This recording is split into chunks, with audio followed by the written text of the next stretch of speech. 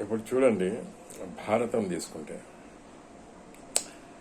అయితే దుర్యోధనుడు పూర్తిగా దుష్టుడిగా చిత్రీకరించడం కూడా సరైనది కాదు. అతనిలో ధైర్యం ఉంది, స్నేహం ఉంది, కర్ణుడిపై అపారమైన విశ్వాసం ఉంది. తన నమ్మకాల కోసం, అంటే తను నమ్మిన దానికోసం చివరి వరకు నిలబడే గుణము ఉంది. అందుకే భారతం గొప్పది అంటారు. అక్కడ ఎవరు పూర్తిగా మంచివారు కారు, మనం చూశాం కూడా. ఇరువైపులా పూర్తిగా చెడ్డవారు కాదు. మళ్ళీ ధర్మయుద్ధం అంటారు. నా దృష్టిలో దుర్యోధనుడు ఓడిపోయింది కురుక్షేత్రంలో కాదు, అతను ఓడిపోయింది ఇంద్రప్రస్థ సభలో అని నేనంటాను. అక్కడ పాండవులు వైభవం చూసిన క్షణంలో, పాండవుల వైభవం, ఆ మాయసభ అది చూసిన క్షణంలో అతని మనసులో పుట్టిన అసూయను జయించలేకపోయాడు. ఆ రోజు అతను తన మనశ్శాంతిని కోల్పోయాడు. యుద్ధం తర్వాత కేవలం తన ప్రాణాన్ని మాత్రమే కోల్పోయాడు.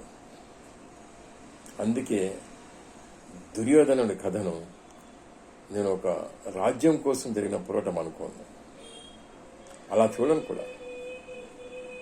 అది ఒక మనిషి తన మనసుతో చేసిన పోరాటంగానే చూస్తాను. అందులో ఓడిపోయాడు అతను. దురుద్దేశం, ఏమని చెప్పాలి, అహంకారం,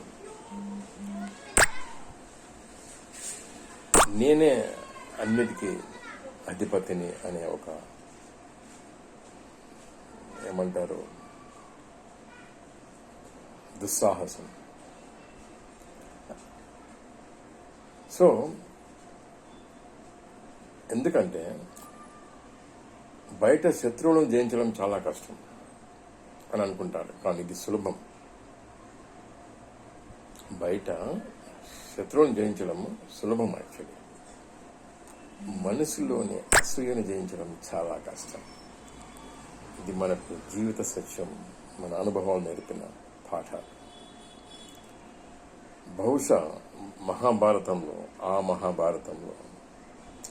ఈ కలియుగంకు మనకు చెప్పదలుచుకున్న గొప్ప పాఠం కూడా ఇదే కావచ్చు అని నా భావన, నా ఆలోచన, నా విధానం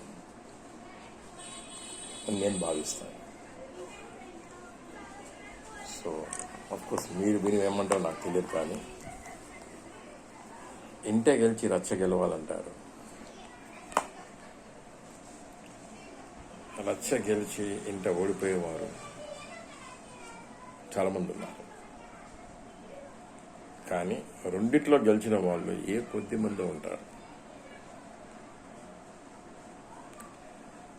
అలా వేలుతో లెక్క పెట్టే వాళ్ళు మాత్రమే ఉంటారు, వేలల్లో. అది కావాలి, ఆ లైఫ్ చూడాలి, అందరూ మెచ్చుకునేలా బ్రతకాల. ఇదిరా మనిషి అంటే, వీడురా మనిషి అంటే.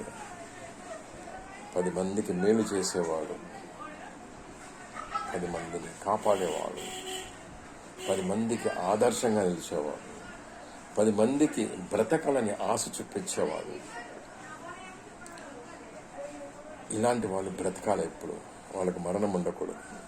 వాళ్ళు ఒక్కరు పోతే 1000 మంది నష్టపోయినట్టు. అది నేను నా రాములో చూశాను. అలానే కొంతమందిలో ఒక పర్సెంటేజ్ వరకు చూశాను, 1% వరకు చూశాను. ఇవన్నీ జోడించి ఈ లక్ష్మణ్ రావు, అదే రామ్ లక్ష్మణ్ అంటే రాము నన్ను ఆవరించాడు కాబట్టి